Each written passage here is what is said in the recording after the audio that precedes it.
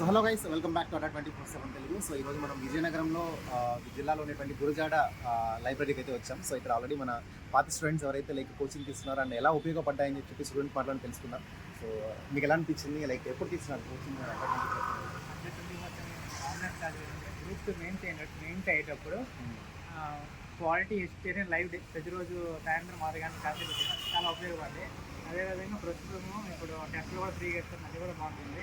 ప్రస్తుతం హైకోర్టు టెస్ట్లు కూడా ఫ్రీగా పెడతా ఉన్నారు, అది కూడా బాగుంది. అదేవిధంగా ఇప్పుడు గురుదార లైబ్రరీ పైన ఎగ్జామ్ పెడతా అంటున్నారు.